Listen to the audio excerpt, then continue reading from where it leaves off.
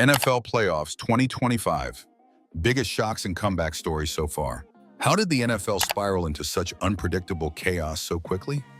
Just a few weeks ago, fans were talking about MVP races, playoff sleepers, and breakout stars. Now the league feels like it's running on adrenaline and panic.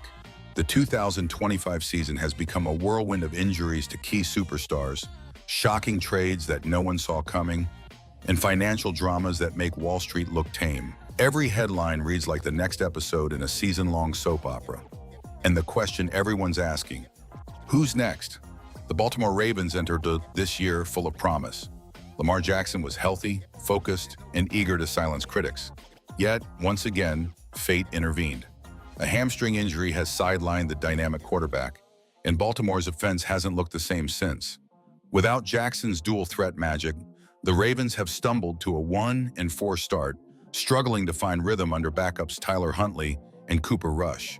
The team insists Lamar is week to week, but inside the locker room, frustration is mounting. Can a team so reliant on one player survive when its heartbeat is stuck on the sideline? The Ravens have seen this movie before, and it rarely ends well. Meanwhile, in Cleveland, the Deshaun Watson saga has transformed from bad luck to full-blown disaster.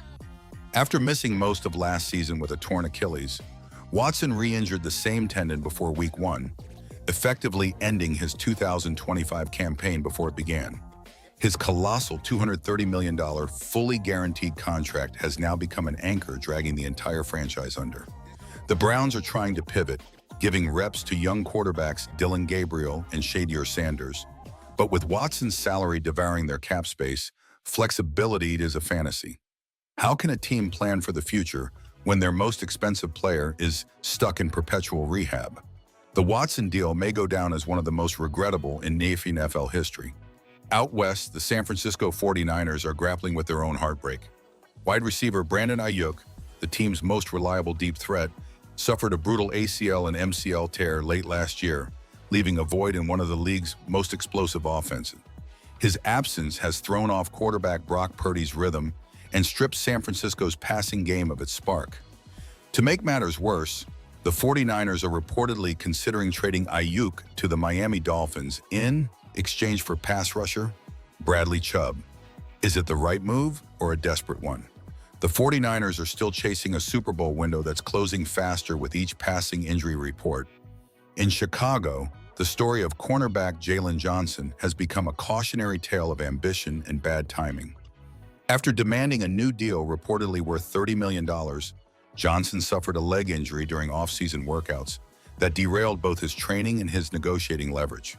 What was supposed to be a contract year turned into a waiting game, as Chicago's defense struggled without its top corner.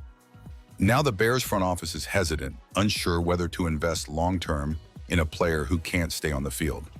It's a cruel reminder of how quickly fortunes change in the NFL. One wrong step, and your market value collapses. The Denver Broncos are experiencing their own buyer's remorse.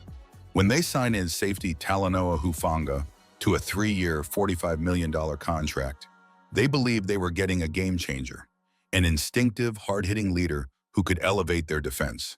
Instead, Hufanga's season has been plagued by ankle and wrist injuries, keeping him in and out of the lineup.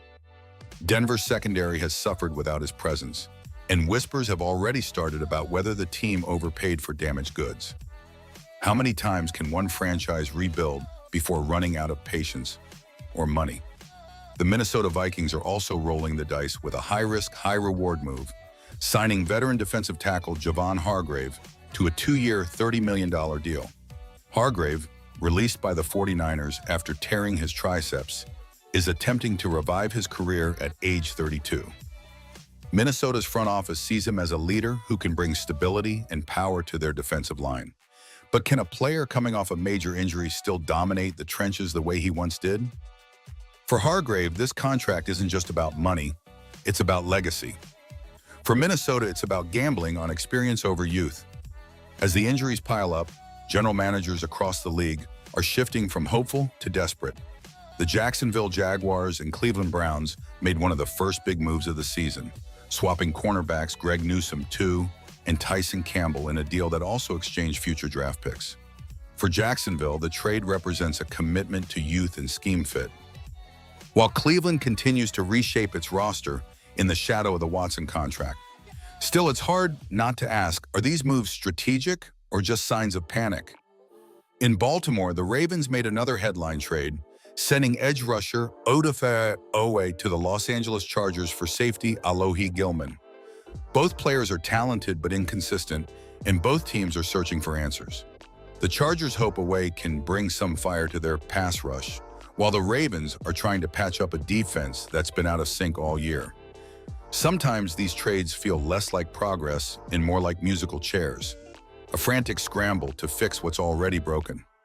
Perhaps the most surprising deal came when the Browns traded Joe Flacco to the Cincinnati Bengals, giving the veteran quarterback yet another chapter in his long NFL journey. For Cleveland, it was a signal that they're all in on youth. For the Bengals, it was insurance behind Joe Burrow. And maybe, just maybe, a way to gain insight into a divisional rival's playbook. It's strange to see a Super Bowl MVP bouncing from team to team this late in his career.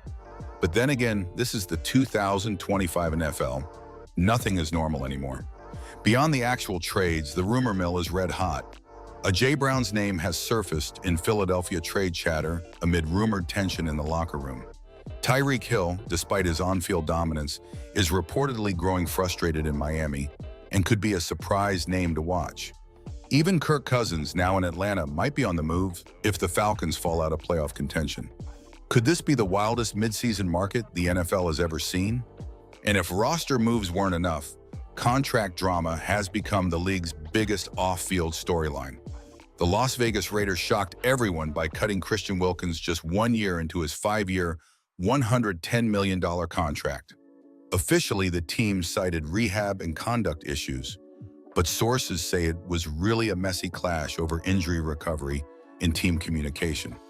The Raiders voided $35 million in guarantees, leading Wilkins to file a grievance with the NFL. If he wins, it could change how guaranteed money is interpreted league-wide. If he loses, it'll remind every player just how fragile even secure deals really are. In Baltimore, Mark Andrews, one of the most consistent tight ends in football, suddenly finds himself at the center of trade rumors. The Ravens' financial situation is tight, and with Lamar Jackson injured, the front office may be tempted to clear cap space by moving Andrews before his $63.4 million contract expires. Trading him would be bold, maybe reckless, but in a season already defined by chaos, would it really be that shocking? Taken together, all these stories paint a vivid picture of the modern NFL. And the scariest part? We're only halfway through October, so buckle up. Because in 2025, the NFL isn't just a league anymore. It's a pressure cooker, and everyone's waiting to see which superstar or GM blows up next. Thanks for watching. Don't forget to like and subscribe to our YouTube channel.